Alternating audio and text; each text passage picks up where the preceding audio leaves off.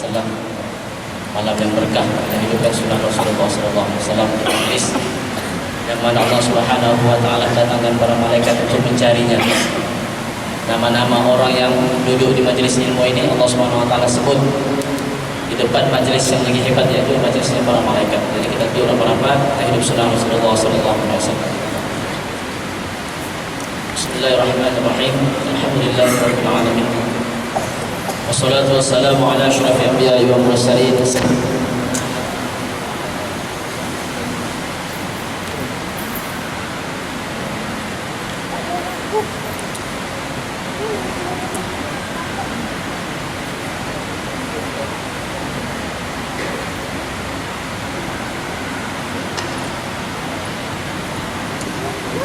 Alhamdulillahirabbil alamin, wassalatu wassalamu ala asyrafil anbiya'i wal mursalin sayyidina wa maulana Muhammad wa ala alihi wa sahbihi ajma'in. Rabbi shrah li sadri wa yassir li amri wahlul 'uqdatam min lisani yafqahu qawli. Alhamdulillah, mari sama-sama kita syukur pada Allah Subhanahu wa taala. Di malam yang berkah ini Allah Subhanahu wa taala telah pilih kita, gerakkan hati kita bersama-sama menunaikan salat fardu maghrib secara berjamaah sebagaimana tuntutan Rasulullah sallallahu alaihi wasallam. Kemudian Allah Subhanahu wa taala pilih kita duduk di majlis ilmu yang mana alhamdulillah pada malam ini insyaallah pengajian malam ini akan disampaikan oleh Ustaz Iqbal Zain Al-Jauhari. Sebelum kita mulakan majlis, juga saya di sini ingin menyampaikan biodata Al-Fadil pada malam ini insyaallah. Pertama sekali, beliau bernama Muhammad Iqbal bin Farjin atau dikenali dengan Ustaz Iqbal Zain Al-Jauhari. Dilahirkan dalam tahun 1941 dan berasal dari Kelong Johor. Kemudian beliau mengambil pengajian tahfiz Al-Quran 30 juzuk khatam di wilayah Batani Darussalam, selatan Thailand selama 2 tahun sebelum menyambung pengajian dalam bidang tafsir, dalam bidang hadis dan perbandingan agama dan mazhab di Johannesburg, Afrika Selatan selama 7 tahun. Kemudian beliau memperoleh ijazah sarjana muda dalam jurusan ilmu syariah dan hadis. Kemudian mendalami pengajian khusus fiqh Imam Syafi'i, ilmu tarbiyah dan fiqh dakwah di pusat pengajian Darul Mustafa Tarim wilayah Hadramaut Yaman. Selama 3 tahun di Hadramaut Yaman dilatih sebagai ketua pelajar Malaysia berbayar bagi sesi 2012.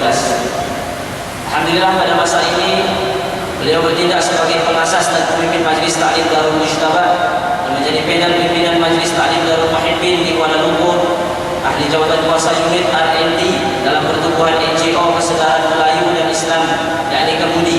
Di samping melanjutkan pengajian di peringkat master dalam bidang ketamadunan dan falsafah Islam di Center for Advanced Studies on Islam, Science and Civilization Thesis di Universiti Teknologi Malaysia atau UTM Jalan Semarak, Kuala Lumpur.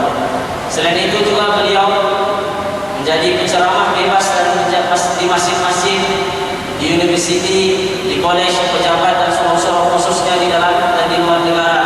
Alhamdulillah pada malam ini didatangkan di bumi bertuah, di bumi Tawau untuk menyampaikan ceramah beliau dan juga bertindak menjadi penceramah di Sultan TV Al-Hijrah dan Radio Ikim serta menjadi penterjemah kepada alim ulama yang khususnya datang daripada dunia Arab, yaitu negeri Hadramaut Yaman, dan bertindak sebagai panel penceramah untuk modul-modul yang disusun oleh NGO Kemudi. Kemudian beliau juga menguasai bahasa Arab sudah semestinya, kemudian Urdu, Inggris dan bahasa Melayu. Alhamdulillah pada malam ini insyaallah akan disampaikan oleh Ustaz pengajian berkitab, yaitu kitab Ayyuhal Walad yang dikarang oleh Imam Al-Ghazali rahimahullah.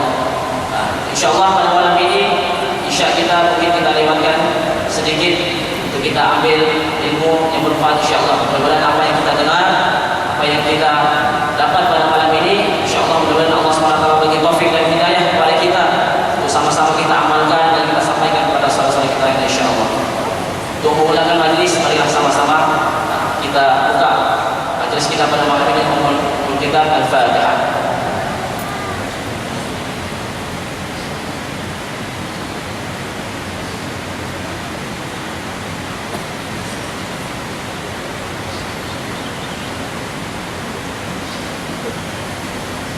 Persilakan Ustaz Fadhil.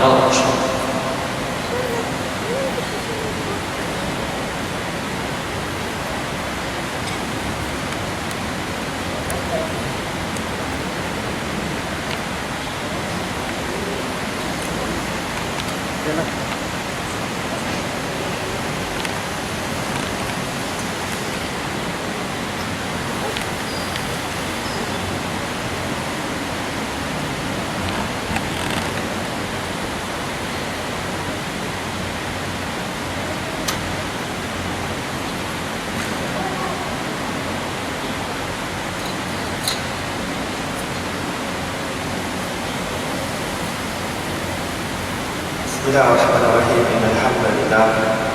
Assalatu wassalamu ala Rasulillah Sayyidina Muhammad bin Abdillah wa alihi wa sahbihi wa man walah. Assalamualaikum warahmatullahi ta'ala wabarakatuh. Subhanaka la ilma lana illa ma 'allamtana innaka antal alimul hakim. Rabbi shrah li sadri wa yassir li amri wahlul 'uqdatam min lisani yafqahu qawli. Allahumma shrah sudurana lil Islam wa yassir lana umurana.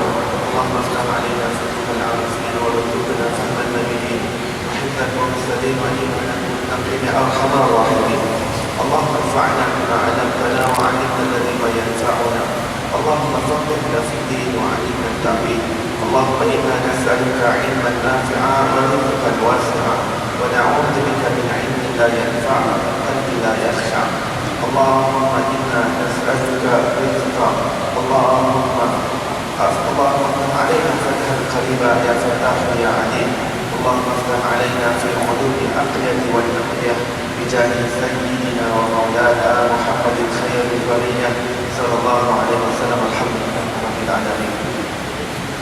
Alhamdulillah, segala puji bagi Allah Subhanahu wa taala, dan kita rafa'kan setinggi-tinggi kesyukuran kepada Allah Subhanahu wa taala yang melimpahkan kurnia, anugerahnya, rahmah dan inayah kepada kita semua sehingga dipilih ya Allah Subhanahu wa taala untuk berada di dalam rumah.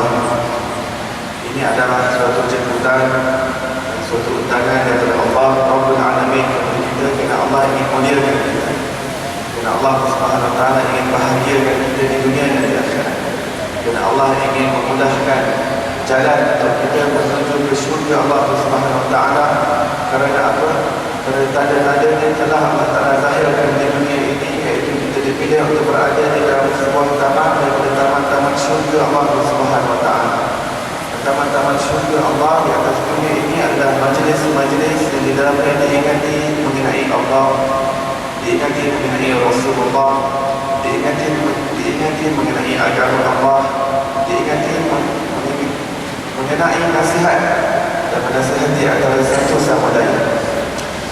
Sesuatu majlis ilmu, suatu majlis berzikir di dalamnya hati manusia dibawakan oleh Allah Subhanahu wa taala, mana yang telah disebutkan oleh tuan-tuan majlis kita tadi, bahawa para malaikat amat gembira dengan para penuntut ilmu, dan ada kalangan para malaikat yang memang ditugaskan oleh Allah untuk menyiaran di muka bumi ini, untuk mencari majlis-majlis ilmu seperti ini untuk mereka duduk di dalamnya. Jadi mereka akan memanggil seru menyuruh antara satu sama lain, dan mereka akan duduk bertindih-tindih sehingga ke arasy Allah Subhanahu wa taala. Yang mana pada akhir majlis mereka bersorai, mereka akan kembali kepada Allah. Allah bertanya kepada Allah Maha Mengetahui, tapi ingin memuliakan para orang yang berada di dalam majlis. Kamu daripada mana wahai malaikat? Kami daripada majlis yang dihadiri oleh fulan bin fulan, fulan bin fulan. Kalau malaikat menyebutkan nama kita satu persatu dan nama ibu bapa kita, fulan bin fulan, fulan bin fulan. Allah yang Maha Mengetahui sengaja bertanya kepada para malaikat supaya nama-nama kita disebut di hadapan Allah untuk Allah muliakan kita. Kemudian Allah Subhanahu wa taala akan mengumumkan keistiharaan, keampunan dari mereka yang hadir di majlis ini. Kemudian malaikat mengatakan, wahai Allah, ada seorang itu dia bukan datang niat untuk duduk dalam majlis, dia ada urusan lain. Dia ingin bertemu dengan salah seorang atau orang yang berada dalam majlis, tapi oleh kerana dia ingin menunggu orang itu terpaksa duduk niatnya bukan untuk duduk dalam majlis, maka Allah SWT akan demi kemuliaan majlis tersebut dan demi ketinggian orang itu juga aku ampuni. Dan ulama mengatakan Allah mengampunkan segala dosa kita dan Allah mengampunkan dosa ibu bapa kita. Dan ini adalah penampakan dan kezahiran kesan daripada sifat kasih sayang Allah SWT kepada kita semua. Dan Allah SWT yang namanya Ar-Rahman, yang namanya Ar-Rahim, memanifestasikan ataupun mentajadikan, menzahirkan kesan dan nama tersebut sehingga kita nampak dengan mata kita, sehingga kita dapat bersyukuri Allah SWT di atas nikmat yang besar. Bagaimana kita boleh lihat dengan mata kepada kita, dengan Allah memberikan kita taufik, kekuatan pada diri kita, tenaga untuk kita melangkah keluar dari rumah untuk menuju kepada majlis ilmu. Itu adalah tanda kasih sayang Allah, tanda Allah ingin kita lihat namanya yang Ar-Rahman, namanya Ar-Rahim, Maha Pengasih, Maha Penyayang. Dengan taufik dan hidayah daripada Maha Pengasih dan Maha Penyayang kita berada di sini. Jika bukan kerana taufik dan hidayah, kalau bukan kerana kasih sayang yang dilimpahkan kepada kita, sudah tentu kita tidak berada dalam rumah Allah Subhanahu Wa Taala. Jadi kita berada dalam rumah yang penuh dengan kerekaan dan kelupaan kepada Allah, yang di dalam penuh dengan darah dan dengan perkataan yang sia-sia. Kita mungkin berada di dalam tempat yang penuh dengan kemaksiatan dan juga dosa. Kita mungkin berada di tempat yang penuh dengan zuluman dan juga perkara-perkara yang menggelapkan hati. Tapi kerana Allah cinta kepada kita, Allah sayang kepada kita, Allah muliakan kita, Allah hadirkan kita dan pilih kita untuk berada dalam majlis yang menjadi majlis itu. Lebih kita kenal Allah Subhanahu Wa Taala, lebih kita kenal nama-nama Allah Subhanahu Wa Taala, lebih kita kenal sifat-sifat Allah, lebih kita kenal kebesaran Allah dan kepentingan agama yang dibawa oleh Rasulullah Sallallahu Alaihi Wasallam. Dan ini adalah tanda Allah ini memudahkan jalan untuk menuju ke syurga Allah. Kerana apa? Kerana jika di dunia ini Allah sudah masukkan seorang manusia itu di dalam taman syurga, adakah Allah akan mengeluarkan kepada syurga ketika di akhirat kelak? Jika seseorang itu telah dipilih untuk berada dalam taman syurga, adakah seseorang itu akan dikeluarkan oleh Allah ataupun akan dihalang oleh Allah untuk memasuki syurga dengan hakiki? Ini adalah penampakan sebagai tanda kita itu bersyukur pada Allah Subhanahu Wa Taala. Ya Allah, sebagaimana Engkau telah memilih aku untuk berada dalam taman syurga di dunia ini, maka letakkan aku dalam taman syurga punya hakiki di akhirat kelak, wahai Allah. Ya Allah, jangan Engkau halang aku untuk memasuki syurga-Mu yang penuh dengan kenikmatan dan juga keseronokan. Dan sebuah hadis Rasulullah SAW bersabda, "Ila maratu bi riyadil jannah farta'u." Apabila kalian melalui ataupun melintasi kepada taman-taman syurga, maka tidaklah kamu berhenti di dalamnya dan nikmati dan berkilah keindahan di dalam taman tersebut. Maka para sahabat bertanya, "Ya Rasulullah, apakah yang dimaksudkan dengan taman syurga itu?" Dan Nabi SAW mengatakan hilakul dzikr, dan dalam hadis yang lain hilakul ilm, iaitu halaqah-halaqah, ini majlis-majlis ilmu dan juga majlis-majlis dan riwayat lain mengatakan majlis menghadiri Allah, riwayat lain mengatakan majlis ilmu. Majlis ilmu juga adalah termasuk dalam kata majlis menghadiri Allah Subhanahu Wa Taala. Walaupun lidah kita tidak bergerak untuk berzikir kepada Allah, tapi pada ketika ini hati-hati kita sudah dibawakan kepada Allah Subhanahu Wa Taala.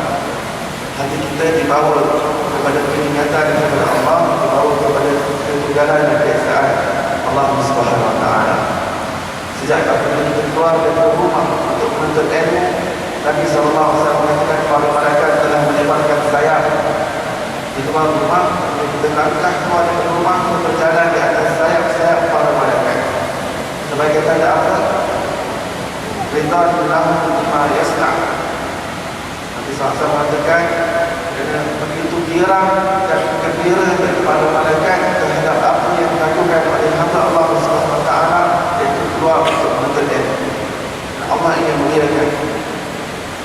Bila kita muliakan raja, bila kita muliakan seseorang, kita tebarkan kapet merah yang berjalan di atas, bagi tanda kemuliaan kepada. Tapi kemuliaan kepada para penuntut ilmu, Dan para penuntut ilmu, mereka adalah VIP Allah Subhanahu Wa Taala. Mereka adalah tetamu Allah Subhanahu Wa Taala dalam rumahnya, dalam mesranya. Jika Allah Subhanahu Wa Taala hendak makhluk yang tidak ada dosa sedikit pun, yang tidak pernah mengingkar perintah Allah yang suci, yang dibuat daripada cahaya untuk menebarkan sayapnya, yang suci, yang bersih, yang murni, supaya manusia berjalan di atasnya menuju kepada majlis ini. Adakah mata kasar kita dapat melihat sayap-sayap tersebut? Tidak. Tetapi kerana kita yakin bahawa sifat Rasulullah SAW itu adalah benar, maka kita membenarkan apa sahaja yang dibawa oleh Rasulullah SAW. Dan kenapa saya katakan bahawa hadir kita di dalam majlis ilmu ini, sebenarnya Allah lah yang ingin mudahkan kita jalan untuk menuju ke syurga Allah Subhanahu Wa Taala. Dalam sebuah hadis Rasulullah SAW bersabda, "Man salaka tariqan yaltamisu fihi ilman, sahhalallahu lahu bihi tariqan ila jannah." Barang siapa yang menempuh perjalanan menuju kepada menuntut ilmu, maka Allah akan memudahkan jalan untuknya menuju ke syurga Allah Subhanahu Wa Taala. Barang siapa yang menempuh perjalanan untuk menuntut ilmu Allah, maka Allah akan memudahkan jalannya untuk menuju ke syurga Allah Subhanahu Wa Taala. Mari kita tanya diri kita masing-masing. Bila kita berada di rumah kita sebentar tadi, siapa yang meletakkan kehendak dan kemahuan dalam diri kita untuk hadir dalam majlis ini? Adakah kita dengan kekuatan kita, dengan kepandaian kita mencipta kemahuan tersebut? Adakah kita yang menjadikan keinginan kita dalam hati kita? Adakah dengan kudrat kita dan iradah kita yang menyebabkan tercetusnya kehendak untuk kita hadir dalam majlis ilmu, dalam taman syurga, yang hadir dalam majlis ilmu? Rasulullah kata mudah berjalan dan dorongnya untuk menuju ke syurga Allah Subhanahu Wa Taala. Adakah ini datang dengan diri sendiri, datang dengan kekuatan kita sendiri, dengan kepandaian kita sendiri? Adakah kerana kesalehan kita? Adakah kerana kewarakan kita, kealiman kita? Tidak. Sesungguhnya yang penyebab tercetusnya kehendak dan kemahuan untuk hadir dalam majlis ilmu ini adalah Allah Subhanahu Wa Taala. Ini bukan berasal dari kita. Segalanya berasal daripada Allah Subhanahu Wa Taala. Fa'alu lima yurid. Allah Maha melakukan apa sahaja yang dikehendaki oleh Allah Subhanahu Wa Taala. Apa sahaja yang berlaku di alam dunia ini adalah dalam kehendak Allah, dalam iradah, di dalam kuasanya, di dalam kudratnya. Tidak bergerak satu sel, satu atom di udara, tidak bergerak sebutir pasir yang halus di dalam lautan, dasar lautan, tanpa izin Allah, tanpa kudrat dan kuasa Allah, tanpa kemahuan dan keinginan Allah. Jika sel dan atom yang berkawanan Allah, adakah kita merasa kita yang mengawal diri kita sendiri? Adakah kita yang menciptakan perbuatan kita? Allah yang menciptakan kita dan Allah yang menciptakan perbuatan kita. Perbuatan kita untuk keluar dari rumah menuju ke majlis ilmu, hadir dalam rumah Allah, ini adalah pilihan Allah, undangan Allah, kerana Allah yang menggerakkan kita, kerana Allah yang memperjalankan kita, kerana Allah yang menghendakkan kita, kerana Allah yang memperkuasakan kita. Bukan kita yang memperkuasakan diri kita sendiri. Tidak. Kuasa datang daripada Allah, tenaga, daya upaya, itu semua datang daripada Allah. Hanya dengan pertolongan Allah, dengan bantuan Allah, dengan usaha Allah, kita memboleh tenaga untuk hadir. La hawla wa la quwwata illa billahil aliyyil azim. Tidak ada daya upaya dan kekuatan illa billah, kecuali dengan Allah. Maka bila kita hidup di atas dunia ini dengan billah, kemana saja kita pergi, kita akan menyaksikan Allah yang mata hati kita. Mata kasar kita melihat alam ini, tetapi mata hati kita akan menyaksikan Allah Subhanahu Wa Taala. Sehingga dia beribadah, dia sujud, dia rukuk, dia mengerjakan haji, dia membaca Al-Quran, dia berzikir, seolah-olah dia menyaksikan Allah Subhanahu Wa Taala. Seolah-olah dia melihat Allah Subhanahu Wa Taala. Kenapa seolah-olah? Kerana yang melihat itu adalah mata hatinya. kasar kita di dunia ini tidak mampu untuk melihat Allah, tetapi mata hati kita mampu untuk menyaksikan Allah Subhanahu wa taala. Itulah yang dinamakan sebagai al-basirah, mata hati yang tercelik, yang dapat melihat dan menyaksikan keindahan, kehebatan, keagungan Allah Subhanahu wa taala. Mata hati itu dinamakan al-basirah. Mata itu bernama mata rohani. Dan kerana itu kita mempelajari ilmu tasawuf, yang mana dengan ilmu tersebut dapat kita mengenali apakah penyakit-penyakit hati yang dihijab di depan mata hati tersebut daripada menyaksikan Allah Subhanahu wa taala. Apa yang menyebabkan pendinding berada pada mata hati kita sehingga tidak mencapai kepada maqam ihsan, yang ini merupakan rukun agama yang ketiga dalam agama kita. Rukun agama, apabila kita namakan rukun, maka tidak setiap mukmin wajib untuk melengkapkan rukun tersebut. Apatah lagi ini adalah rukun agama. Mari kita mengenal kaji apakah rukun agama dan berapakah rukun agama yang berada dalam agama Islam. Rukun agama terdapat 3 perkara yang menjadi pokok dan juga asas dalam agama kita. Yang pertama iman, yang kedua Islam, yang ketiga ihsan. Ketiga perkara tersebut adalah rukun agama, dan setiap mukmin wajib untuk menuntut ilmu untuk mendalami dan mengetahui apakah itu iman, apakah itu Islam, apakah itu ihsan. Dan sebuah hadis yang panjang dinamakan sebagai hadis Jibril. Hadis ini juga dinamakan sebagai Ummu Sunnah, iaitu induk sunnah, kerana di dalamnya diterangkan dan dijelaskan dengan terang apakah perkara-perkara yang menjadi pokok dalam agama. Bangunan agama yang ini tersegar indah, apakah yang menjadi foundation, apa yang menjadi tapak asas, apa yang menjadi idea kepada bangunan agama yang tersegar indah, bangunan yang telah dibangunkan oleh Rasulullah SAW. Bangunan agama yang indah ini mempunyai 3 asas utama yang dengannya agama tutup. Yang pertama iman, kedua Islam, dan ketiga ihsan. Hadis ini dinamakan hadis Jibril kerana proses pembelajaran ilmu tersebut untuk maklumat ini sampai kepada umat dalam keadaan Jibril alaihi salam menjelma menjadi seorang lelaki. Ini adalah riwayat sahih yang diriwayatkan oleh Sayyidina Umar Al-Khattab radhiyallahu taala anhu. Sanad yang sahih. Malaikat Jibril menjelma menjadi lelaki bertemu kepada Rasulullah sallallahu alaihi wasallam dan bertanya, "Ya Rasulullah, apakah itu iman?"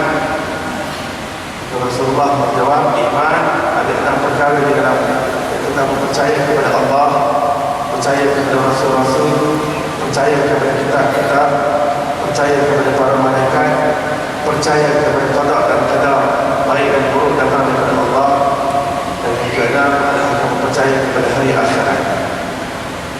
Kemudian Jibril AS mengatakan, "Sadaqta, benarkan wahai Muhammad. Akhbirni 'anil Islam."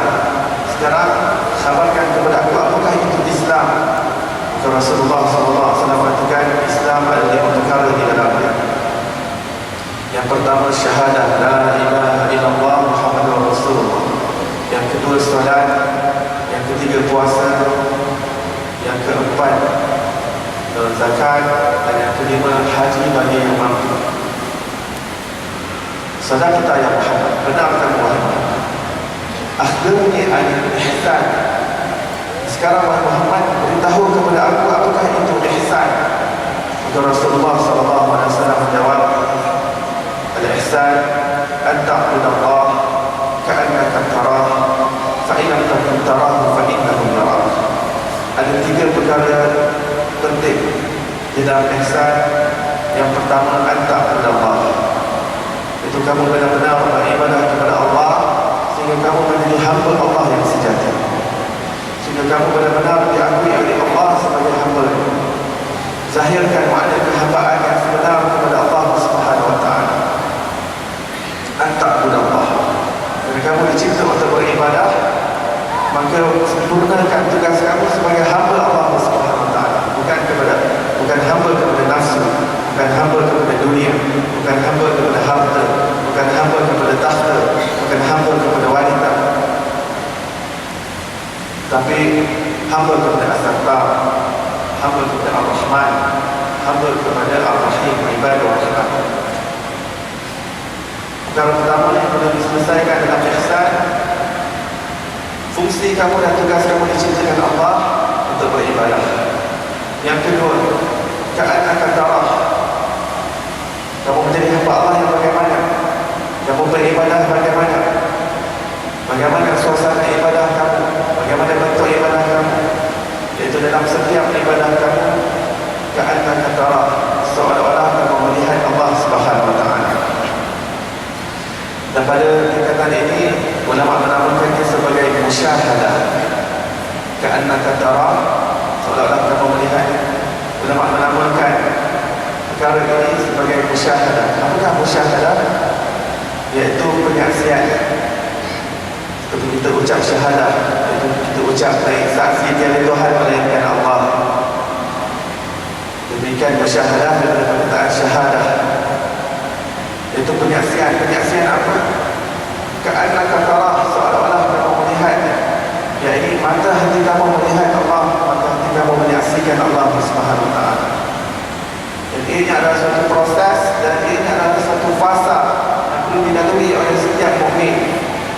Ini suatu jalan, satu kurikulum yang telah disusun oleh para ulama yang mahir dalam seluk-beluk perjalanan menuju Allah, dan perjalanan membersihkan hati dan jiwa, dan perjalanan kerohanian manusia menuju kepada Allah. Bagaimana untuk membersihkan penyakit takabur daripada dirinya, bagaimana untuk membersihkan penyakit ujub daripada dirinya, bagaimana untuk membersihkan penyakit hubbud dunia, cinta kepada dunia, cinta kepada sanjungan dan pujian, bagaimana untuk membersihkan penyakit hasad, dengki, dendam dan dirinya apabila melihat orang lain mendapat anugerah lebih, mendapat rezeki lebih daripada Allah, mendapat kemuliaan lebih daripada Allah.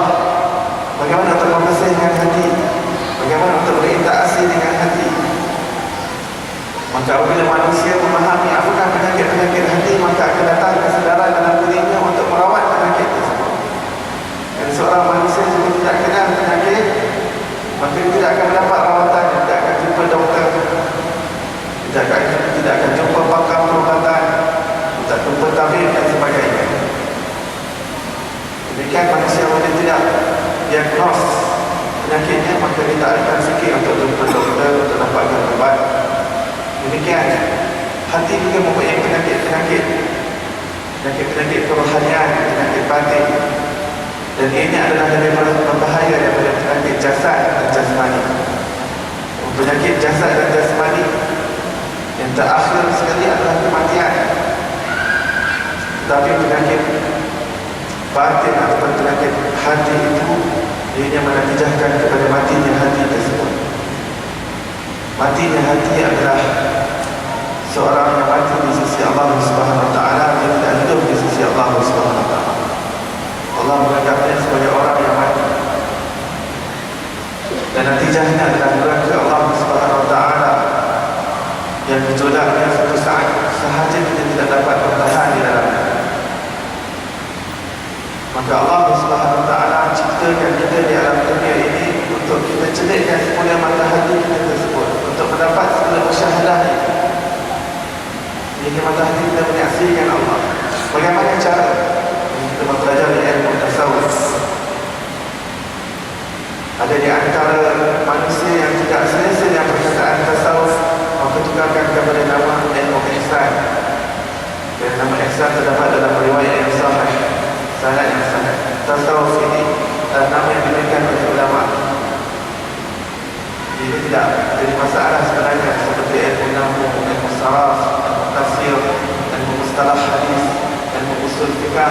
Ini tidak pernah ada pada zaman Rasulullah SAW. Ini diadakan oleh ulama untuk sistematikkan ilmu-ilmu tersebut daripada sumber Al-Quran dan juga hadis Rasulullah SAW. Maka dalam penamaan istilah itu tidak menjadi masalah dalam istilah. Tapi hanya saja kadang-kadang sesuai tabiat yang tidak sumber daripada nama-nama yang baru, ambil nama ilmu ihsan. Ihsan itu terdapat dalam hadis itu nama. Rukun agama yang ketiga, ihsan. Namakan ilmu ihsan. Namakan juga ilmu akhlak. Dan ulama mengatakan kalau seorang yang bertambah akhlak dalam dirinya, bertambah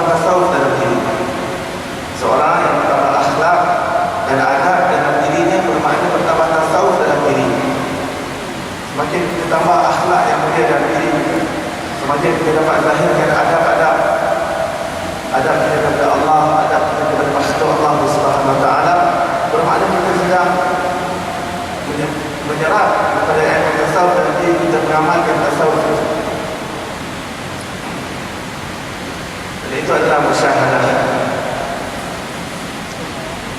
Dan musyahadah ini adalah tingkatan orang yang mendapat syurga dunia.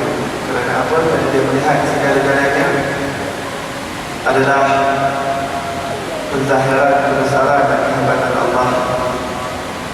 Untuk mata hati itu menyaksikan, dan dia melihat segala yang datang daripada yang maha baik, datang daripada yang maha pengasih. Sehingga ujian yang datang sekalipun, musibah yang datang sekalipun, hatinya akan tenang, redha kepada Allah. Hatinya akan gembira, bahkan hatinya bersyukur kepada Allah. Ujian datang kepada Allah, ingat kepada dia. Allah ingin menegurnya supaya dia ingat kepada Allah, supaya dia tidak leka kepada Allah. Kadang-kadang Allah datangkan sakit, jangan komplain, jangan merunut. Merunut dan juga komplain terhadap sakit dan juga ujian dan musibah yang datang, bermakna seseorang itu masih tumpul ihsannya kepada Allah, masih tumpul ilmu tauhid akidahnya kepada Allah. Kerana apa? Kerana dia tidak mengenali yang datang itu juga adalah perbuatan Allah Subhanahu wa taala. Allah Subhanahu wa taala berfirman di dalam Al-Quran, "Wallahu khalaqakum wa ma ta'malun." Allah menciptakan kamu dan menciptakan perbuatan kamu. Perbuatan kita bukan ciptaan kita sendiri. Perbuatan kita adalah perbuatan yang digerakkan oleh Allah Subhanahu wa taala, yang itu juga dalam arti kata perbuatan Allah Subhanahu wa taala. Fa aina man tuwallu fa thamma wajhullah. Di dalam Al-Quran surah Al-Baqarah ayat 115, Allah Taala berfirman, ke mana saja kamu menghadap, ke mana saja kamu berpaling, di situ wajah Allah Subhanahu wa taala. Allah Subhanahu wa taala ingin memantulkan wajahnya. Apa maksud wajah di sini? Sisi kebesarannya, sisi keagungannya, aspek kehebatannya. Wajah itu maksud aspek. Wajah di situ kita tidak namakan sebagai muka. Laisa kamitslihi syai'. Allah tidak menyerupai makhluknya.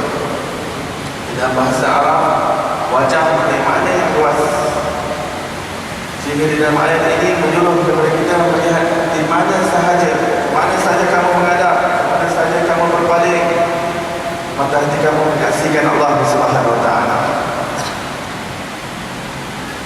Dan pengalaman mata hati menyaksikan Allah tidak dapat diterangkan, tidak dapat dijelaskan, tidak dapat diuraikan, kerana ini adalah pengalaman diri masing-masing. Jika seseorang tidak merasai, maka ikuti jalan yang telah ditempuh oleh para ulama dalam perbersihan hati, dalam tazkiyatun nafs. Cari pembimbing, cari mursyid yang boleh membimbing rohani. Kalau jasad kita ini sahaja memerlukan pembimbing, pengasuh, bapa kita, jika lagi batin kita, rohani kita yang perjalanan yang ikut-ikutnya adalah lebih hebat dan lebih susah, lebih rumit daripada perjalanan jasmani. Kerana apa? Kerana perjalanan rohani itu adalah suatu perjalanan yang bermula daripada alam arwah. Kemudian kita semua berada dalam keadaan roh, dalam rupa cahaya, dan kita semua dihadapkan kepada Allah dan menyaksikan Allah Subhanahu wa taala. Kita dipersaksikan oleh Allah untuk menyaksikannya, untuk kita semua mengambil syahadah dan bermusyahadah dengan Allah, dan supaya kita mengucapkan syahadah di hadapannya dalam keadaan kita menyaksikan. Allah Subhanahu wa taala mengingatkan kepada kita di dalam Al-Quran mengenai peristiwa tersebut, pengalaman yang pernah dialami oleh setiap roh daripada kita sendiri. Dia pengalaman saya, tuan-tuan dan puan-puan, dan pengalaman seluruh roh manusia. Kita semua berasal dari satu alam yang bernama alam arwah. Di situ kita pernah menyaksikan Allah, kita pernah berdialog dengan Allah, kita pernah mendengar kalam Allah Subhanahu wa taala, menyaksikan zat yang maha indah, berdialog dengan yang maha indah, dan mendengar kalam yang maha indah. Allah ingatkan kepada kita peristiwa tersebut dalam surah Al-A'raf. Wa idh akhadha rabbuka min bani Adam min zuhurihim dhurriyyatahum wa ashhadahum ala anfusihim alastu bi rabbikum qalu bala shahidna an taqulu yawm al-qiyamah inna kunna 'an hadha ghafilin. Ingatlah pada suatu peristiwa apabila aku telah wa asyhadah menyaksikan kamu semua kepadaku dan aku bertanya kepadamu, bukankah aku Tuhan? Dan kamu semua naik saksi. Bala syahidna, bahkan kami naik saksi. Syahidna, bahkan kami naik saksi. Kami bersaksi, kami menyaksikan. Syahidna daripada perkataan syahadah, musyahadah, oleh syahidna. Antaqulu yawmal qiyamah, dan kami ingatkan ini di dalam Al-Quran kepada kamu supaya tidak ada seorang pun di antara kamu yang datang di hari kiamat nanti dan mendakwa bahawa kamu tidak diingatkan mengenai hari ini. Supaya tidak ada seorang pun daripada kamu yang datang, inna kunna an hadha ghafilin, kami tidak tahu menahu mengenai perjanjian kami denganmu wahai Allah. Kami tidak pernah diingatkan yang kami pernah bermusyahadah, pernah menyaksikanmu dan mengambil perjanjian di antara kami denganmu wahai Allah. Maka Allah siap-siap lagi di dalam kitab yang mengatakan supaya tidak ada lagi yang datang dengan alasan tersebut di hari kiamat nanti. Hari ini di dalam dunia ini kami hantar Al-Quran, kami hantar Nabi, dan kami hantar Rasul demi Rasul kepada generasi demi generasi, sehingga kami menghantar Nabi yang terakhir kepada umat yang paling bongsu, iaitu Nabi Muhammad SAW, mengingatkan umatnya mengenai perjanjian yang telah diambil dalam bentuk kesaksian kepada Allah Subhanahu Wa Taala. Maka apabila semua makhluk Allah Subhanahu Wa Taala telah menyaksikan Allah sebagai Tuhan kita, bala syahidina, bahkan kami saksikan Engkau adalah Tuhan kami. Maka kita semua pada ketika itu pada level yang sama, kita semua dikenali sebagai aris indah. Pada ketika itu kita semua adalah wali Allah Subhanahu Wa Taala yang mengenal Allah dengan penyaksian, bukan mengenal Allah dengan hujah, bukan dengan dalil, bukan dengan perantaraan alam dunia, bukan dengan perantaraan lihat kejadian Allah supaya dia bersaksi kepada Allah, tidak, tapi penyaksian terus kepada Allah. Pada ketika itu kita tidak ada belajar nama-nama Allah lagi, tidak belajar sifat-sifat Allah, perbuatan Allah, af'alnya. Kita bukan kenal Allah dengan kitab, kita bukan kenal Allah di belakang tabir, tapi pengalaman yang agung yang telah dialami oleh roh kita adalah menyaksikan Allah dan kita berdialog dengan Allah. Adakah kita pernah berdialog dengan Allah? Wallahi demi Allah kita pernah berdialog dengan Allah. Dalilnya di dalam Al-Quran, apabila Allah bertanya kepada alastu bi rabbikum, dan roh kita semua mendengar kalam Allah. Jadi itu apabila kita datang di dunia ini, kita sentiasa cenderung dan tertarik kepada perkara-perkara yang indah. Kerana pengalaman roh tersebut pernah menyaksikan yang indah, pernah mendengar daripada zat yang paling indah. Itu suara di sini kita suka melihat panorama yang indah, melihat kepada pemandangan yang indah, melihat kepada rupa yang indah, mendengar kepada alunan suara yang indah, bercakap dengan keindahan. Kerana apa? Kerana pengalaman rohani tersebut ketika di alam Allah pernah menyaksikan zat yang maha indah, yang tidak ada yang lebih indah daripada itu.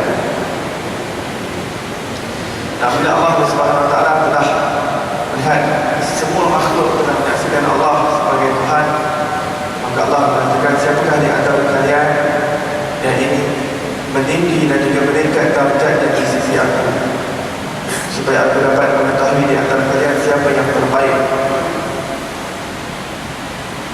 dan siapa yang terima tawaran ini dan lulus ujian tersebut. Aku simpan suatu tempat yang hebat untuk kamu, iaitu syurga yang penuh dengan kenikmatan. Syurga aku ciptakan untuk siapa yang lulus dengan ujian ini, siapa yang terima tawaran ini. Tapi siapa yang gagal dengan ujian ini, aku siapkan api neraka untuk. Siapa yang gagal dengan ujian ini, dialah yang sebenar-benarnya zalim, dialah yang sebenar-benarnya jahil. Sebesar-besar jahil dan sebesar-besar zalim, kamu yang terima. Maka siapa di kalangan kamu? Allah tanya kepada makhluk. Allah bertanya kepada gunung, wahai gunung, kamu ingin terima amanah ini? Itu wahai Allah, aku enggan menerimanya. Kerana aku takut tidak dapat sempurnakan amanah tersebut. Aku khawatir tidak lulus ujian amanah yang berat. Allah tanya langit, kamu bersedia untuk menerimanya?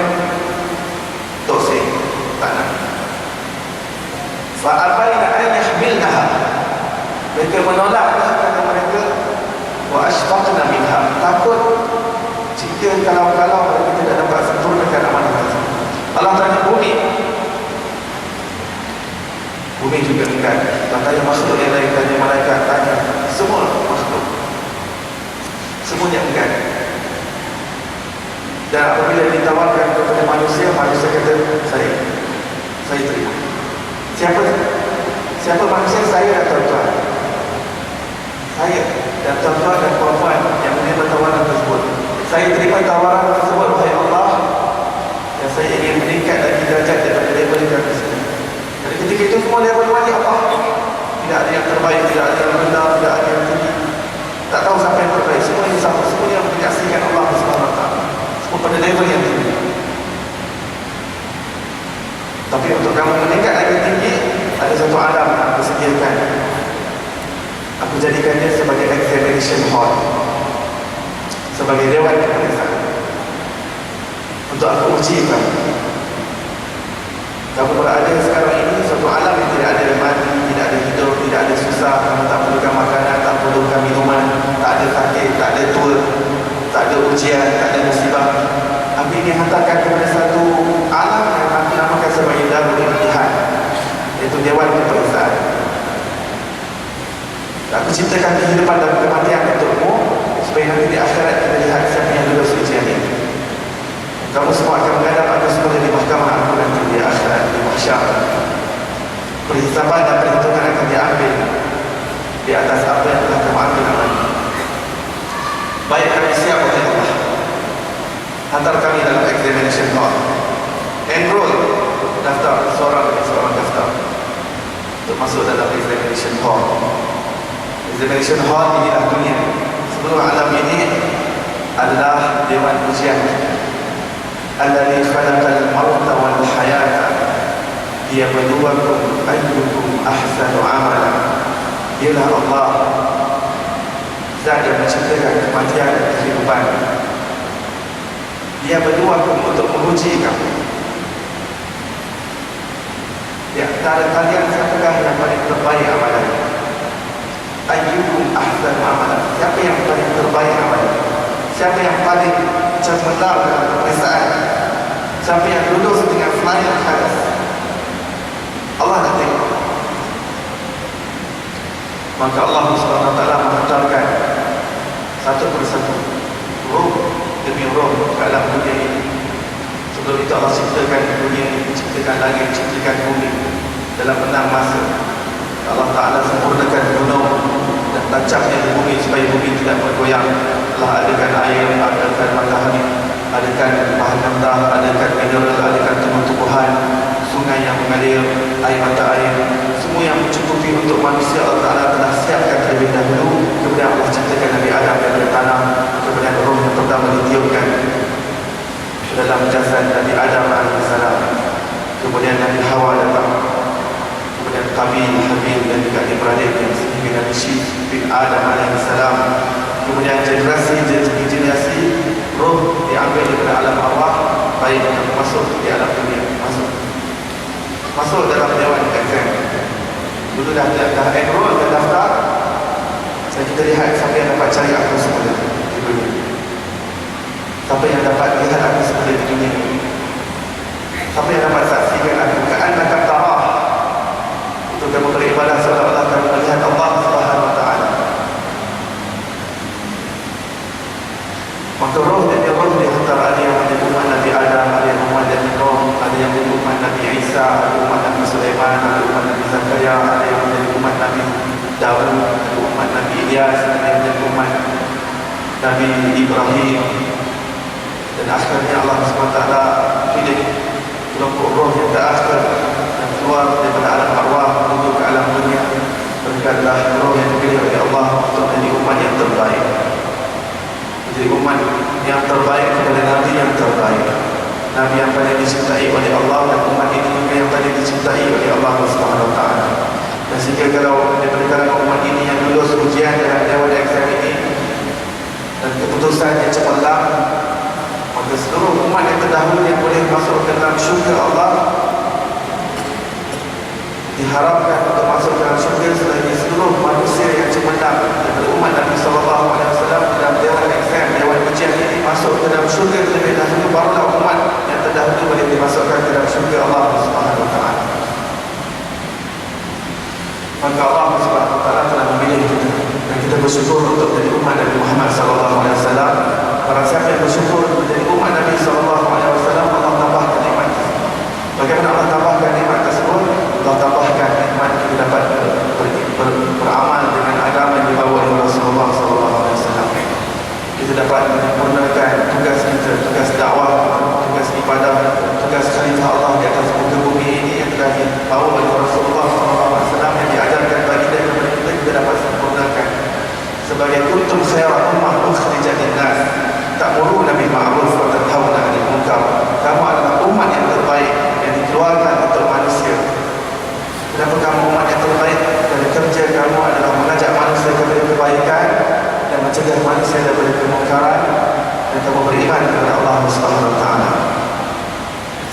Maka roh demi roh telah dihantar daripada alam arwah, dimasukkan dalam dewan exam ini, dan untuk menguji manusia, Allah melupakan kita mengenai perjanjian tersebut. Ada roh tersebut masuk sahaja di alam rahim kita, di alam rahim ibu, yang kita sedang berada di dalamnya untuk umur 4 bulan, baru bertemu roh dengan jasad. Dan yang menjadi hakikat diri kita yang berada di alam roh tersebut, itu hakikat diri kita yang sebenar. Jasad ini adalah kenderaan untuk membawa roh tersebut untuk menjalani dunia dalam asbab. Dunia yang penuh dengan asbab. Kamu perlu berusaha, kamu perlu bekerja, kamu perlu beramal, kamu perlu bersusah payah, kamu perlu bermujahadah. Ini tidak pernah kita alami ketika di dalam arwah. Misalnya tidak ada lihat, tidak ada nafsu, tidak ada syahwat, tidak ada syaitan, tidak ada iblis, tidak ada dunia, tidak ada. Tapi kerana Allah ingin menguji kita, Allah masukkan saja dalam alam rahim, Allah lupakan, Allah dirikan memori tersebut daripada diri kita. Kita tak ingat alam. Dan apabila Allah lahirkan kita daripada alam rahim ke alam dunia ini, maka Allah lupakan dua alam sebelum itu. Allah lupakan kita mengenai kita berada dalam rahim ibu kita, dan juga alam sebelum itu alam arwah. Dan Al-Quran datang ingatkan kepada kita, wahai manusia yang pernah berada dalam rahim ibu kamu, fi butuni ummahatikum, kamu pernah berada di dalam 3 lapisan kegelapan dalam ibu perut, dalam rahim ibu kamu. Akulah yang menjaga kamu, akulah yang memberi nutrien kepada kamu, akulah yang memelihara kamu. Allah banyak ingatkan mengenai proses fasa-fasa kejadian manusia, dan tidak ada janin dan tidak fetus di dalam rahim ibu, supaya kita ingat yang kita pernah berada dalam rahim ibu. Walaupun manusia tak pernah ingat berada dalam rahim ibu bagaimana, tapi Allah ingatkan kita. Dan juga Allah ingatkan kepada kita alam sebelum alam rahim, iaitu alam arwah, di mana dalam surah Al-Araf ingatkan kepada kita perjanjian dengan Allah. Rupanya kita ada kontrak dengan Allah. Kita sudah enroll di sana. Di sini kita masih berada di atas perjanjian dengan Allah. Kita masih berada dalam kontrak dengan Allah Subhanahu Wa Taala. Dan Allah masih mempunyai kita umur dan usia sebagai peluang dan ruang kepada kita untuk sempurnakan amanah tersebut. Tanggungjawab la ilaha illallah, untuk cari semula Allah, untuk kenal semula Allah. Kenapa Allah lupakan kita dengan perjanjian tersebut? Kalau kita semua ingat, maka kita semua menjadi wali Allah di atas dunia ini. Semua satu level juga, sama seperti dulu. Di sini juga semua satu level, semua ingat Allah, semua jadi macam wali Allah. Wali kutub, semua wali kutub. Allah, tengok alam semua Allah. Kita ingat makan sikit, Allah. Kenapa? Kerana kepala itu tidak terlupa daripada pengalaman menyaksikan Allah. Semua manusia jadi seperti malaikat. Malaikat jadi seperti ini sekarang ini kerana mereka tidak dilupakan dengan perjanjian tersebut. Malaikat ingat bahawa mereka menyaksikan Allah, dan mereka masih dalam rupa cahaya, di mana kita asal dan kita adalah cahaya. Tapi oleh kerana kita dipadankan dengan jasad, kita jadi jasad. Jasad kita menanggung memikul roh kita sekarang, yang ada sifat kehewanan, sifat kebinatangan, dan tak ada bekal lagi untuk teruskan zuriat, ada nafsu, ada syahwat. Tapi malaikat mereka tidak mahu terima amanah tersebut, mereka kekal dalam muka cahaya. Dan sampai sekarang mereka dalam keadaan muka cahaya. Kalau kita pada ketika itu tidak menerima amanah ini, dan kita sudah rasa memadai dengan level kita pada ketika itu, kita menjadi para malaikat pada ketika itu. Tak ada rupa cahaya, tak ada rupa asal. Kita tak datang akan dunia ini, tak lahir dari ibu bapa kita.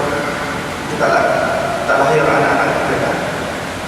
Tak ada pergi sekolah, tak ada pergi kerja. Seperti malaikat tidak pernah mengingkar Allah, tidak pernah derhaka pada Allah, sentiasa taat kepada Allah. Kalau kita menolak amanah tersebut terlebih dahulu, boleh jadi kita sekarang ini menjadi malaikat munkar atau malaikat nakir, ataupun menjadi malaikat pasti menulis salah seorang daripada manusia yang datang berguna, atau malaikat hati, ataupun malaikat Malik, malaikat Zabani, wallahu a'lam.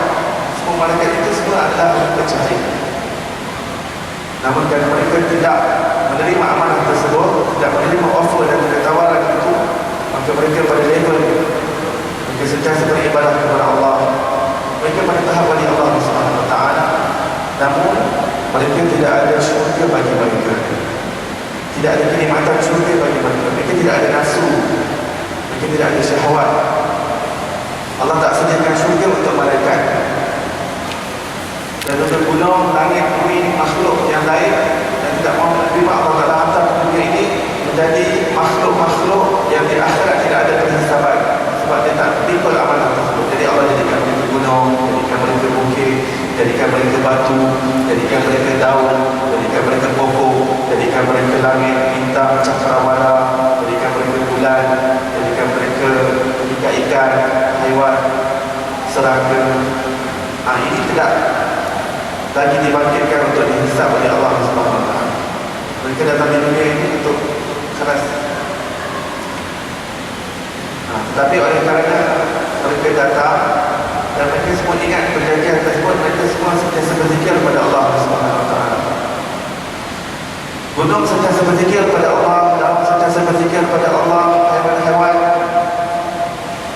kecipat daripada burung-burung mereka semua berzikir, pokok-pokok ayam mereka berzikir, katak-katak dalam suaranya ada bentuk zikir,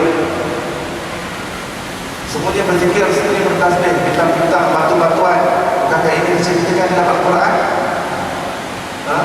Batu-batu berzikir, daun-daun berzikir, semuanya bertasbih kepada Allah.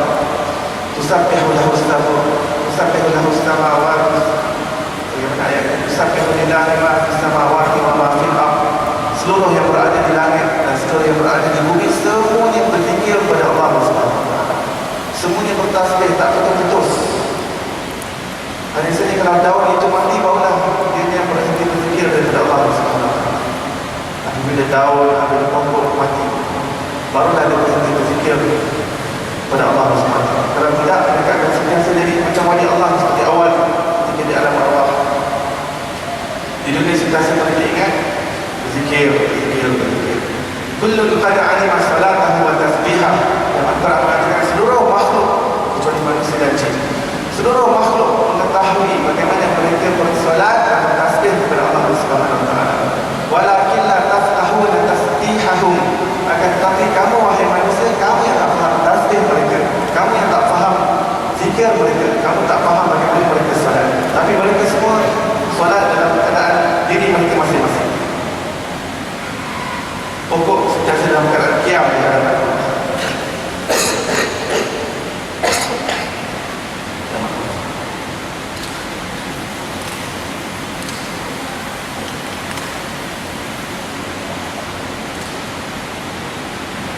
Gunung sentiasa berada dalam keadaan tasyahud di hadapan Allah.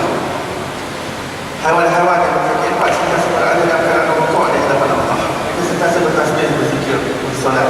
Haiwan yang hidup melata, yang berjalan melata, mereka sentiasa berada dalam keadaan sujud di hadapan Allah Subhanahu Wa Taala. Tapi ujian datang kepada manusia. Manusia daripada perkataan insan ataupun an-nas, Allah namakan kita sebagai lupa, kerana Allah tahu sifat kita pelupa dan Allah lupakan kita mengenai perjanjian tersebut. Dan di situ kita perlukan nasihat, kita perlukan peringatan di dunia kepada perkara yang tinggi, yang agung. Perjanjian adalah kita ambil dengan Allah Subhanahu Wa Taala. Dan Allah telah tetapkan untuk setiap manusia berapakah tempoh masa untuk menjalani ujian di atas dunia ini. Allah datangkan segala, Allah bagi dia akal juga sebagai ujian itu. Allah bagi dia harta untuk uji dia. Allah bagi dia anak-anak untuk uji dia. Allah bagi dia kekayaan untuk uji dia. Allah bagi dia kesihatan untuk uji dia. Allah bagi kemiskinan untuk uji dia. Allah bagi dia sakit untuk uji dia. Allah bagi afiat untuk uji dia, dan Allah bagi musibah juga untuk uji dia. Manusia dalam setiap keadaan dia dalam ujian Allah Subhanahu Wa Taala. Dan kita dalam dewan exam, seorang pun tidak terlepas daripada exam. Sama ada dia kaya, adakah dia bersyukur pada Allah, atau sama ada dia miskin, apa ataupun susah, adakah dia bersabar dan berdoa dengan Allah Subhanahu Wa Taala. Manusia antara dua, sama ada dia bersyukur atau dia bersabar dengan Allah Subhanahu Wa Taala. Maka apabila manusia rohnya di dalam arwah telah diperbadankan dalam jasad kita yang penuh dengan kejam, yang penuh dengan darah daging, Allah Subhanahu Wa Taala turunkan Nabi sallallahu alaihi wasallam untuk ajarkan kepada kita bagaimana untuk berinteraksi dengan jasad kita dalam menuju balik kepada Allah Subhanahu Wa Taala, dan mengutus Nabi SAW untuk mengajar kita bagaimana untuk mendisiplinkan akal kita dalam perjalanan kita balik kepada syahadah, balikkan segala ruh kepada alam syahadah, alam penyaksian kita di alam arwah. Dan mengutus Nabi SAW untuk mengajar kepada kita bagaimana untuk mendisiplinkan hati kita, mendisiplinkan nafsu dan juga jiwa kita, dan perjalanan kerohanian kita untuk menuju balik kepada Allah Subhanahu Wa Taala. Dan inilah ilmu yang tinggi dalam agama kita, yang mana dalam agama Islam tidak mengajarkan yang zahir sahaja, tapi yang lebih utama daripada itu adalah sesuatu yang dipandang oleh Allah, iaitu hati kita. Hati kita mempunyai pertalian rapat dengan roh, sesuatu yang berbentuk batin. Ini adalah sesuatu yang tinggi di sisi Allah Subhanahu Wa Taala. Apabila kita berbicara mengenai hati, kita tidak bermaksud segumpal daging darah yang faham darah itu hanya sebagai kiasan saja. Tapi yang dimaksudkan dengan hati tersebut adalah sesuatu yang berbentuk seni dan halus, dan yang ianya datang direct daripada Allah Subhanahu Wa Taala yang diletakkan dalam diri manusia. Dia seperti software. Diri manusia adalah hardware Allah Ta'ala ciptakan, dan roh juga hatinya adalah software. Dan jika software rosak, hardware cantik bagaimanapun tolak. Software kalau rosak, hardware cantik bagaimanapun akan ditolak. Adakah kita akan membeli laptop yang indah tapi dalam software itu hopeless, software itu rosak, adakah kita akan beli? Walaupun luar cantik, tidak, kita akan membeli iPhone yang cantik luar, packing cantik, tapi dalam software rosak, kita akan beli? Kita akan tolak, kita akan reject. Allah berikan kita hardware, dan Allah ajarkan kepada kita syariat bagaimana untuk berinteraksi dengan jasad. Syariat, ilmu fiqah, dan ini terkandung dalam elemen Islam, rukun agama yang kedua, iaitu Islam. Dan Allah Ta'ala mengajarkan kepada kita iman, itulah ilmu tauhid, ilmu akidah, untuk mendisiplinkan akal kita, bagaimana untuk betulkan, bagaimana untuk luruskan akal kita untuk balik segera menuju kepada Allah Subhanahu Wa Taala. Bagaimana cara pandang kita kepada wujud alam ini, bagaimana cara pandang kita kepada wujud kita sendiri. Apabila kita memahami apakah hakikat wujud kita dan hakikat wujud alam ini, maka kita akan kenal hakikat wujud Allah Subhanahu Wa Taala yang wajib wujud, yang wajib wujud, yang wajib, yang kewujudan kita ini adalah kewujudan yang berbentuk bersifat binasa, bersifat fana. Kita boleh ada tetapi tidak ada di ketika ini. Yang menyebabkan kita masih ada di sini kerana Allah adakan, Allah wujudkan. Tapi jika Allah ingin lenyapkan kita pada ketika ini, pada detik ini juga kita lenyap sekali mata. Dan Allah boleh lenyapkan diri kita daripada memori manusia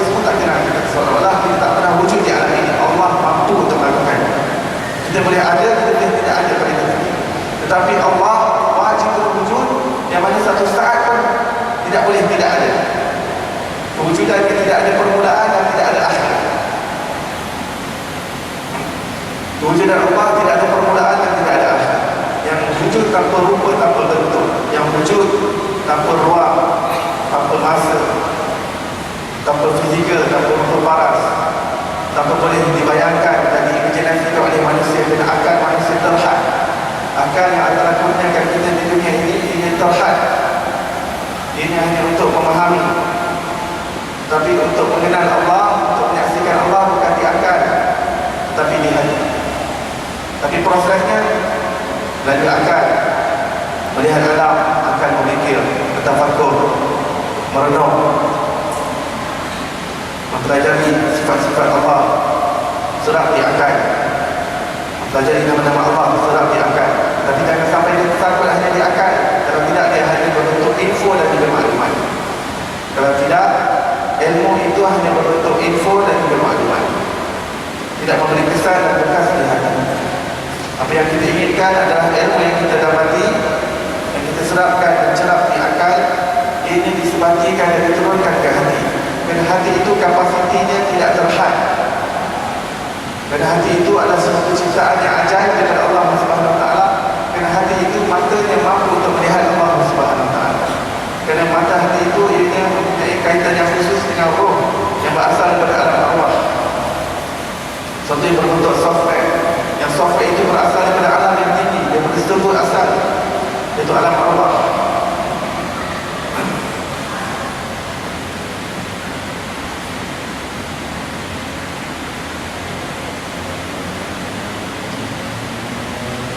Maka iman mewakili ilmu tauhid, Islam mewakili ilmu syariat atau ilmu fiqh, dan juga ihsan mewakili ilmu akhlak atau ilmu tasawuf.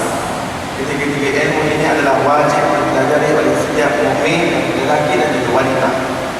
Bila hadis Rasulullah SAW menyebutkan talabul ilmi fardhatun ala kulli muslim wa muslimah.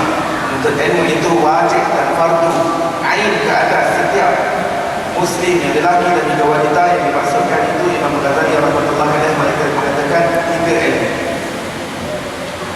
Yang pertama ilmu tauhid, ilmu akidah ataupun ilmu usuluddin, semua terkandung dalam iman.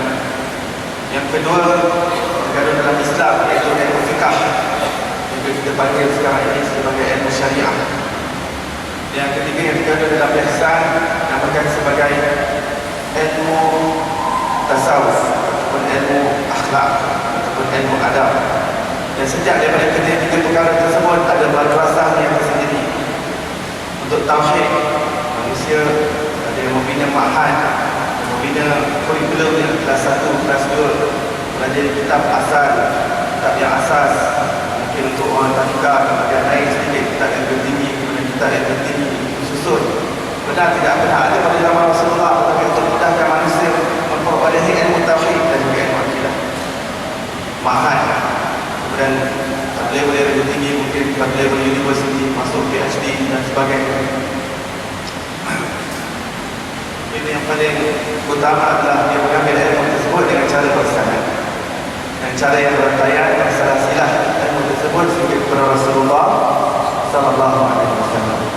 Kemudian ilmu syariah juga, manusia membina madrasah, manusia membina darul ulum, manusia membina jamiah, supaya untuk mudahkan manusia diletakkan kelas 1, kelas 2, kelas 3. Jika tak lulus kelas 2, tak naik kelas 3. Untuk mudahkan manusia mendapat ilmu fiqh, ilmu syariah. Begitu juga ilmu tasawuf, madrasahnya dikenali dengan nama tariqah. Madrasahnya, ma'hadnya dikenali sebagai nama tariqah ataupun tariqat. Tariqat ini seperti mana ma'had dan madrasah, darul ulum, jamiah disusun kurikulumnya, itu juga dalam tarikat disusun kurikulumnya untuk mudahkan manusia untuk mencerap ilmu-ilmu kerohanian, untuk membersihkan penyakit-penyakit hatinya. Kerana perjalanan menuju Allah adalah suatu perjalanan kerohanian, ini perjalanan hati, ini bukan perjalanan fizikal. Dekat dan takarub kita kepada Allah bukan diukur dengan jarak, bukan diukur dengan sentimeter, dengan meter, tidak. Ia adalah perjalanan hati. Hati itu semakin dia bersih daripada penyakit riak, semakin dia dekat dengan Allah. Apabila sifat takabur pula terangkat hijab, sehingga tidak ada lagi penyakit takabur, maka dia makin dekat kepada Allah. Yang menyebabkan manusia itu jauh dekat dengan Allah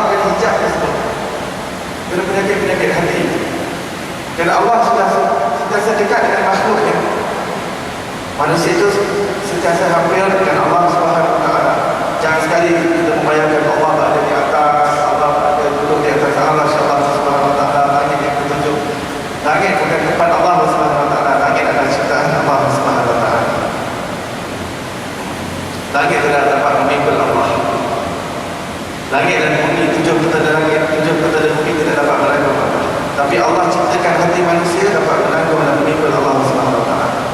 Nak dekat dengan Allah, bukan kita pergi naik roket cari Allah atas, tidak. Di sini saja, di sini tempatnya, di sini pusatnya, di sini dibersihkan daripada penyakit-penyakit. Dibersihkan penyakit hati, makin hampir dia dengan Allah.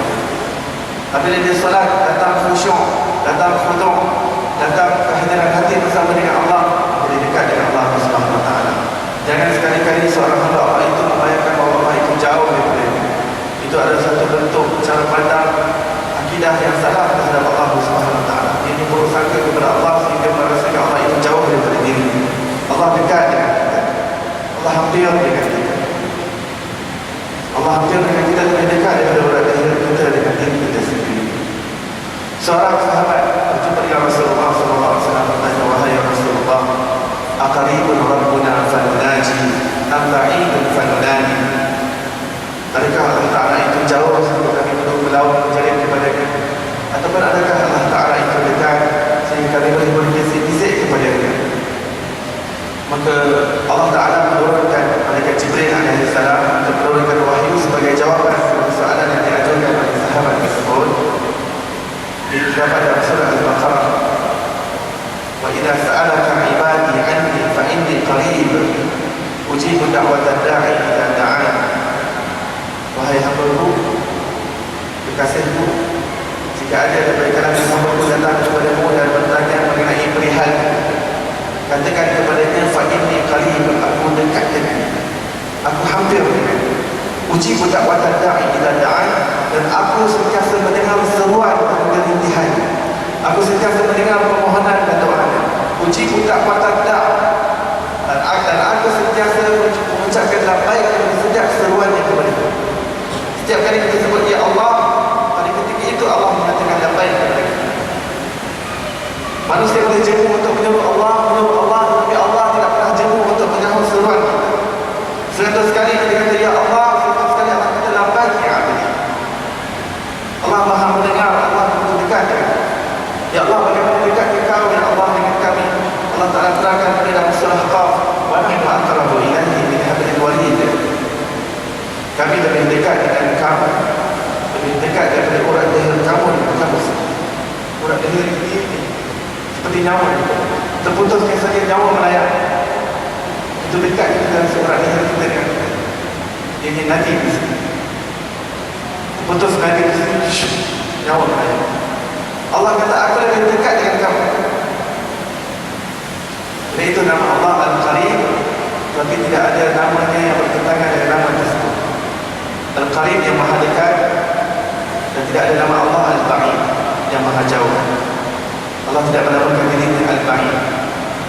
Allah namanya yang lain ada opposite, ada perlawanan. Allah namanya Al-Muhyi yang menghidupkan. Allah juga menamakan dirinya Al-Mumin yang maha mematikan. Allah namanya Al-Mu'iz yang maha memberi kemuliaan. Allah juga menamakan dirinya Al-Muzid yang maha memberi kehinaan. Allah menamakan dirinya Al-Ghafur, Al-Afu yang maha pemaaf, maha pengampun. Allah juga menamakan dirinya Al-Muntaqim yang maha pelan, yang maha keras balasan siksanya. Allah Subhanahu Wa Ta'ala namanya Ar-Rafi' yang maha meninggikan. Allah juga menamakan dirinya Al-Khafid yang maha merendahkan. Apabila Allah menamakan dirinya Al-Qarib, namanya Al-Qarib yang maha dekat dan maha hampir, Allah tidak menamakan dirinya Al-Ba'id yang maha jauh. Supaya tidak terlintas sama seorang daripada hamba Allah yang fikirannya bahawa Allah itu jauh daripada dia. Ada saja yang menyebabkan seseorang itu jauh daripada Allah adalah kerana hijab yang menjadi pendinding di dalam hati. Maka cari Allah, cari ilmu yang dapat mengenalkan kita kepada Allah. Dan oleh kerana kita berada di alam eksan, alam dunia, maka kita perlukan alam ini sebagai sain.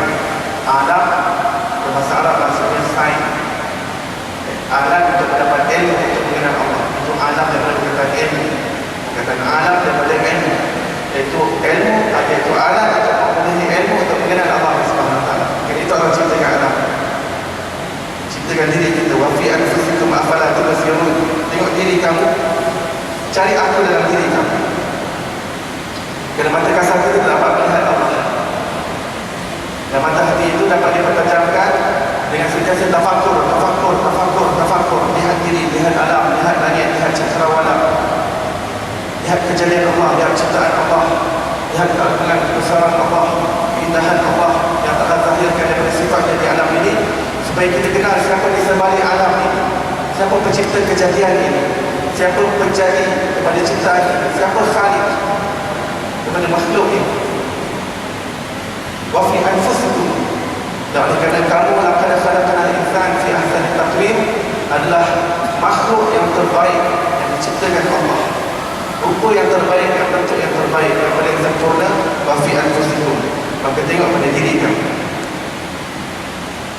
renung pada diri kamu, cari apa dalam diri kamu, apa ni betul in wajadta kulla syai wa in fatata kullu syai.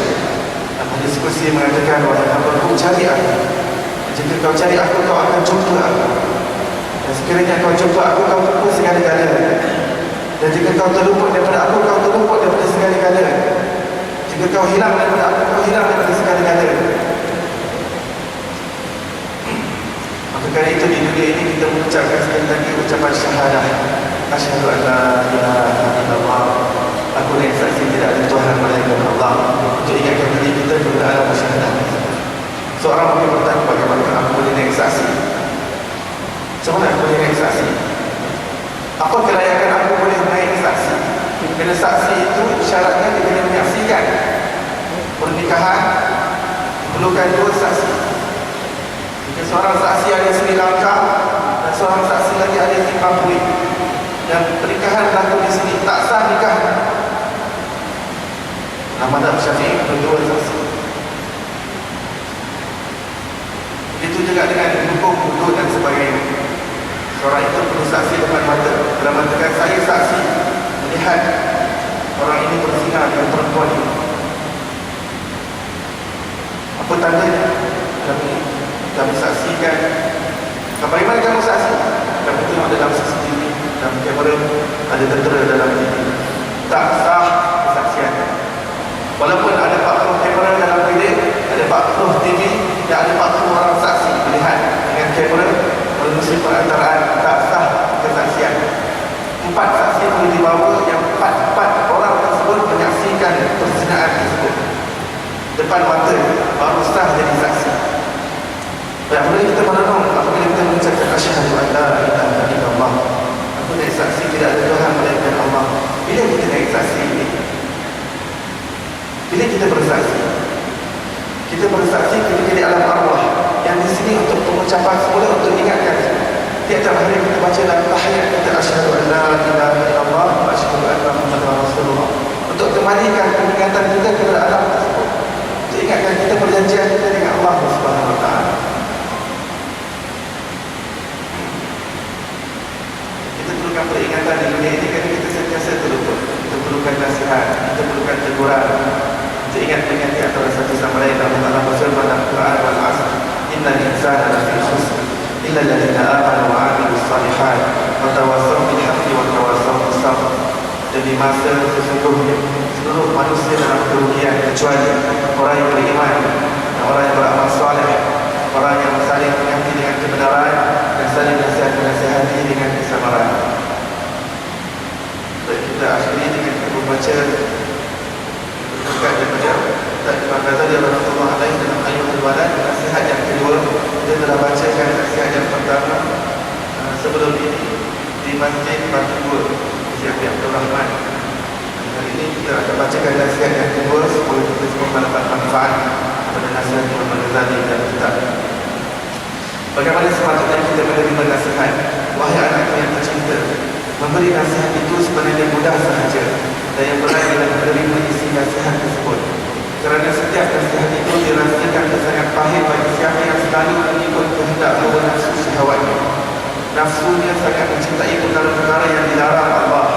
Apatah lagi bagi orang yang mencari ilmu hanya semata-mata kerana dunia yang sentiasa sibuk untuk menonjolkan kehebatan dirinya dan menghimpunkan kesenangan dunia. Dan orang yang seperti ini biasanya menganggap bahawa hanya dengan sekadar memperolehi ilmu itu sudah cukup menjadi sebab keselamatannya dan sebab kebahagiaannya. Maka ia tidak perlu beramal dengan ilmu yang dipelajarinya. Imam Ghazali menjelaskan kepada kita, ilmu yang kita perolehi, info, maklumat, ia juga boleh menjadi hijab kepada kita jika ia tidak diamalkan, jika ia tidak dipraktikkan, jika ia tidak memberi kesan pada hatinya, tidak memberi kesan kepada adab dan kepada akhlaknya, tidak memberi kesan kepada interaksinya dengan ibu bapanya, interaksinya dengan kawan-kawannya, interaksinya dengan musuhnya. Rasulullah mengajarkan kita melakukan kebaikan kepada musuh, senyum dengan musuh, bukan membalas kejahatan dengan kejahatan. Akhlak Rasulullah SAW adalah sedemikian. Orang yang seperti ini sebenarnya telah terpengaruh dengan etikat dan aliran pemikiran ahli falsafah. Dan dimaksudkan ahli falsafah ini orang-orang yang terpengaruh dengan falsafah Yunani pada ketika itu.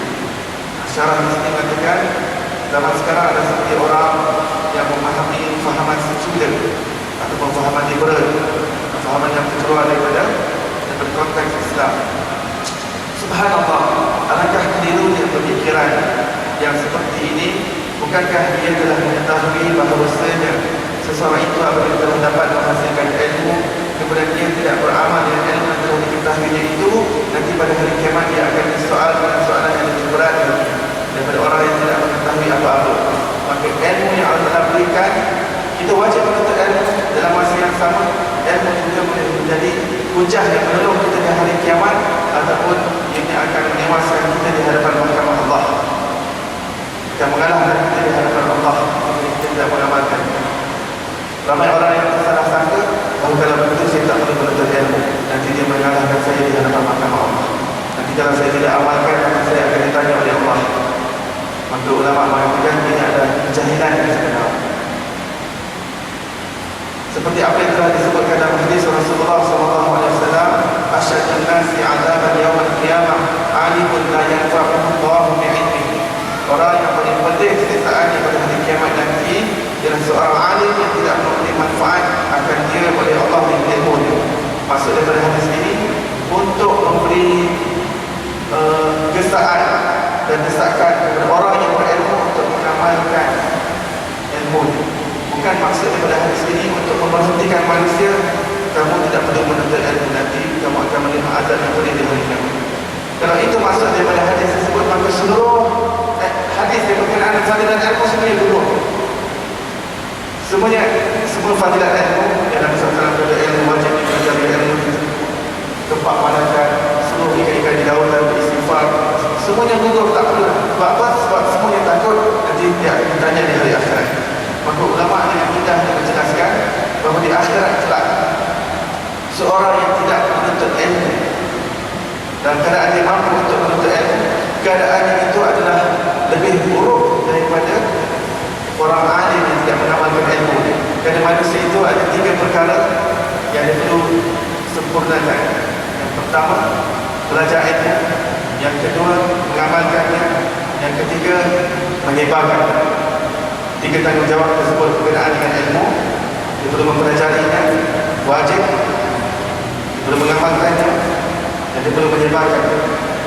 Jika seseorang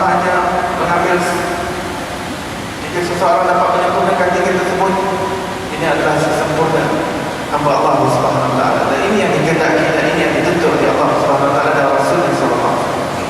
Tapi jika seseorang itu dengan kedekaan dan kekurangannya dia dapat menyempurnakan 2 dan tidak menyempurnakan 1, maka keadaannya di akhirat lebih baik daripada orang yang hanya menyempurnakan 1 tetapi tidak hanya menyempurnakan 1 tanggungjawab.